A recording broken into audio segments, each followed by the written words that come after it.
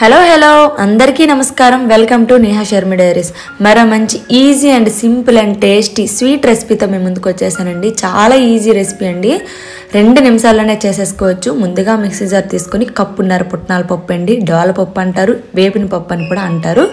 కప్పున్నర పుట్నాల పప్పుకి కప్పు బెల్లాన్ని తీసుకున్నాను. తక్కువ స్వీట్ తిన్న వాళ్ళైతే 3/4 కప్ సరిపోతుందండి. ఇందులోకి 20 వరకు బాదం పెక్కులు, 10 నుంచి 15 వరకు జీడిపప్పు పలుకులు, కొంచెం యాలకుల పొడి వేసుకుంటున్నానండి. మీ దగ్గర యాలక్కాయలు ఉంటే ఒక 2 వేసుకుంటే సరిపోతుంది. వీటినన్నిటిని కూడా మెత్తని పౌడర్ లాగా మిక్సీ పట్టుకోవాలండి. మిక్సీని ఆన్ చేస్తూ ఆఫ్ చేస్తూ పట్టుకోవాలండి, లేదంటే మిక్సీ జార్ వేడెక్కుతుంది. ఈ విధంగా ఆన్ ఆఫ్లోని మెత్తని పౌడర్ లాగా చేసుకోవాలండి. ఇందులోకి నేను ఒక 1/4 కప్పు కాచి చల్లార్చిన పాలను తీసుకుంటున్నానండి. ఈ విధంగా కొంచెం కొంచెం యాడ్ చేసుకుంటూ మిక్స్ చేసుకోవాలండి. మొత్తం ఒకేసారి వేయకూడదండి, ఉండల్లాగా అయిపోతుంది. కాబట్టి కొంచెం కొంచెం యాడ్ చేసుకుంటూ వీడియోలో చూపిస్తున్నట్లు మిక్స్ చేసుకోవాలండి. ఈ విధంగా కలుపుతూ ఉంటే మనకి సాఫ్ట్గా ముద్ద అనేది మనకు వస్తుందండి. చేతికి అంటుతుంది అనుకుంటే చేతులు తడి చేసుకున్నా పర్వాలేదు, లేదా కొంచెం ఆయిల్ కానీ నెయ్యి కానీ చేతికి రాసుకుంటే సరిపోతుందండి. ఆ ముద్దలను వేయనవసరం లేదు, జస్ట్ చేతికి అప్లై చేసుకున్నా సరిపోతుంది, లేదంటే కొంచెం చేతులు తడి చేసుకున్నా సరిపోతుందండి. ఇప్పుడు ఈ ముద్దను రెడీగా పక్కన పెట్టుకొని వేరొక ప్లేట్లోకి నెయ్యిని అప్లై చేసుకొని ఈ ముద్దను అంతటిని ఈక్వల్గా స్ప్రెడ్ చేసుకోవాలండి.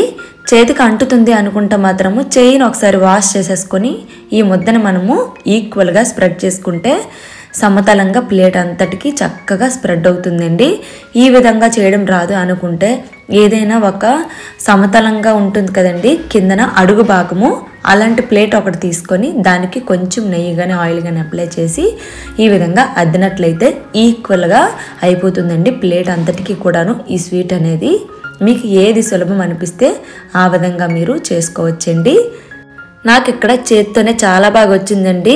ఇప్పుడు ఇందులోకి నా దగ్గర ఉన్న డ్రై ఫ్రూట్స్తోని గార్నిష్ చేసుకుంటున్నానండి. మీ దగ్గర ఏ ఉంటే వాటితోని మీరు చక్కగా గార్నిష్ చేసుకోవచ్చండి. జీడిపప్పు, బాదం పిక్కలు, ఇంకా పిస్తా పిక్కలు ఉంటాయి కదా, ఈ విధంగా సన్నగా తురుముకొని పైన గార్నిష్ చేసుకుంటే లుకింగ్ వైజ్గా చాలా బాగుంటుంది. తిన్నప్పుడు కూడా పంటికి తగులుతూ ఉంటాయండి, చాలా టేస్టీగా ఉంటుంది.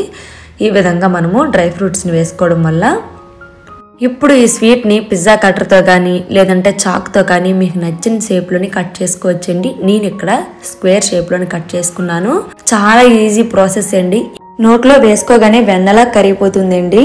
ఇక్కడ ఇంకొక విషయం ఏంటంటే షుగర్కు బదులు నేను బెల్లాన్ని తీసుకున్నానండి. మీరు షుగర్ తీసుకున్నట్లయితే ఇంకొంచెం గట్టిగా పర్ఫెక్ట్గా వస్తుందండి స్వీట్ అనేది. నేను హెల్దీగా చేయడం కోసం బెల్లం తీసుకున్నాను, అందుకే నాకు ఇక్కడ స్వీట్ అనేది అంత గట్టి పడలేదండి.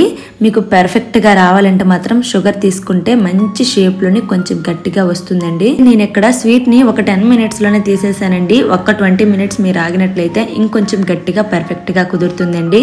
స్టవ్ వెలిగించే పని లేకుండా ఆయిల్ కానీ నెయ్యి కానీ షుగర్ కానీ ఇలాంటివి ఏవి మనం యూస్ చేయలేదండి. హెల్దీగా బెల్లంతోనే చేసాం కాబట్టి మీ ఇంట్లో వాళ్ళు ఏదైనా స్వీట్ చేసి ఇమ్మని అడిగినప్పుడు హ్యాపీగా చేసి పెట్టండి, చాలా ఇష్టంగా తింటారండి. టేస్ట్ అయితే చాలా బాగుంటుందండి. 2 నిమిషాల్లో చేసేయచ్చు. తప్పకుండా ట్రై చేయండి. మీ ఫ్రెండ్స్ అండ్ ఫ్యామిలీకి షేర్ చేయడం అయితే అస్సలు మర్చిపోకండి. ఇలాంటి మంచి మంచి వీడియోస్ కోసం మన ఛానల్ ని కొంచెం సబ్స్క్రైబ్ చేసుకొని సపోర్ట్ చేయండి. Thank you for watching.